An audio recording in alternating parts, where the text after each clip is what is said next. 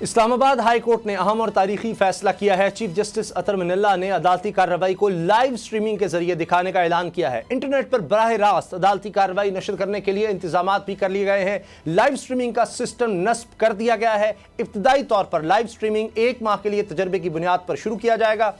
इस ट्रायल की कामयाबी की सूरत में live streaming Islamabad high court की वेबसाइट पर दस्तयाब होगी, जिसे कोई भी शख्स कहीं भी बैठकर देख सकेगा। यह बड़ा अहसन फैसला है। टेक्नोलॉजी के इस्तेमाल से अदालती कार्रवाई की दुरुस्त रिपोर्टिंग हो सकेगी। अगर यह सिलसिला शुरू हो गया तो फिर किसी भी अदालत की कार्रवाई कहीं से भी देखी जा सकती है। यह एक नए दौर की इब्तिदा है जिसके दूररस नताइज होंगे। दुनिया के मुख्तलिफ ममालिक में यह सिलसिला चल रहा है। अब पाकिस्तान में इसके आगाज से अदलिया पर अवाम के एतमाद में इजाफा होगा। इसी हवाले से हम बात करते हैं। Senior advocate supreme court Azhar Sadiq साहब ने हमें ज्वाइन किया। अजहर सदीक साहब, शुक्रिया आपके वक्त का। आप क्या कहेंगे इस इक़दाम के बारे में? इसके क्या क्या फायदे होंगे? देखिए उसामा, बुनियादी तौर पर अगर पूरी दुनिया में अगर आप देखें तो पूरी दुनिया एडवांसमेंट की तरफ जा रही है। और हमारे यहाँ भी article 19 right and article 19A constitution amendment के जरिए 18th अमेंडमेंट के बाद is a part of record. वो अदर इशू है कि there are certain riders restriction चली आ रही थी और उस हद तक मैं भी किसी हद तक कायल हूँ, लेकिन जहां तक कोर्ट की पूरी प्रोसीडिंग है वो पूरी दुनिया अभी आप चले जाएं मद्रास में, दिल्ली में, उन हाई कोर्ट्स में सारी की सारी कोर्ट की प्रोसीडिंग लाइव दिखाई जा रही होती है।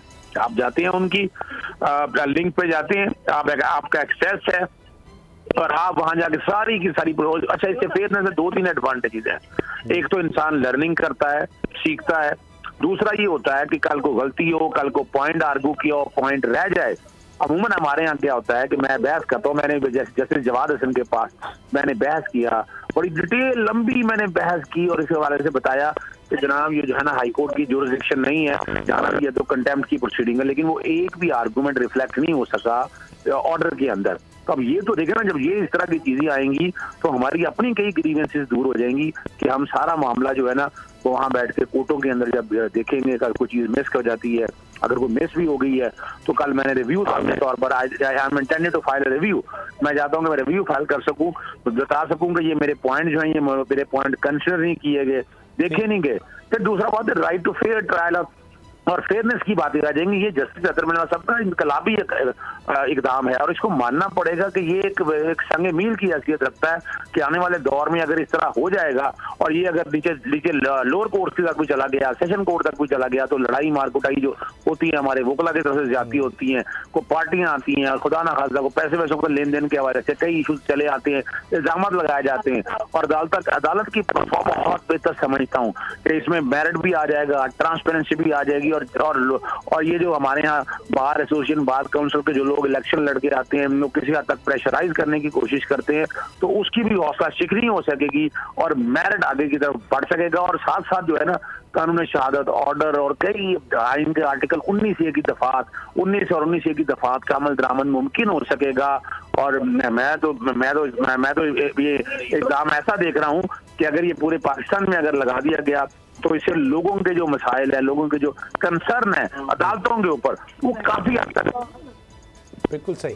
अच्छा, इसमें एक चीज़ ये भी है कि एक आम आदमी जो है वो उसकी तो नहीं एक्सेस होती। अब वो घर बैठा है, अब एक ऐसा निज़ाम है, अदालत है जहाँ से उसको इंसाफ मिलना है। यही तो जगह है जहाँ पर वो एक ताकतवर के मुकाबले पे खुद को बराबरी की सतह पर देख सकता है, वरना कोई भी माशरा है अब इस अदालती इंतजाम के बगैर चल ही नहीं सकता। तो ये उसको भी एक्सेस मिल जाएगी, उसका एक एतमाद बहाल होगा कि देखें अदालतों में इस तरह से केस चलते हैं, इस तरह इंसाफ मिल रहा होता है, मेरा भी कोई मसला हुआ तो दादरसी होगी। वो एक आम आदमी उससे कनेक्ट कर सकेगा। क्या कहते हैं आप?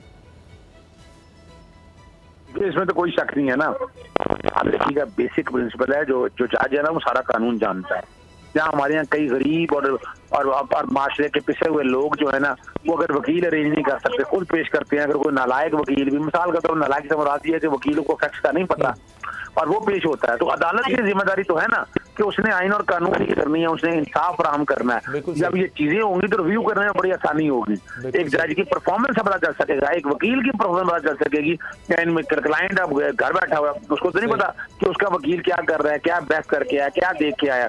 जब उसके बाद ये एक्सेस होगा तो उसको जज भी कर सकेगा कि वाकई उसने वकील किया, जो आर्गूमेंट दिए हैं वो दिए हैं, अगर कोई झूठ तो नहीं बोल रहा, अगर हकायक को छुपा तो नहीं रहा। तो इससे अगर देखा जाए तो ये इनकलाबी कदम है, इसको अल्लाह करे इसको एनफोर्समेंट की तरफ जाने दिया जाए। हमारे वोकला में से बहुत सी रिजाइनमेंट आनी है, मैं वक्त से पहले आपको बता दूं, इसमें बहुत रिजाइनमेंट आएगी। अल्लाह करे कि ये एक अच्छा कदम है और सब मिलकर इसको सराहें और इसकी इम्प्लीमेंटेशन के लिए भरपूर ताउन करें, हम तो यही गुजारिश करेंगे। बहुत बहुत शुक्रिया। सब्सक्राइब करें और बेल दबाएं ताकि कोई खबर रह न जाए।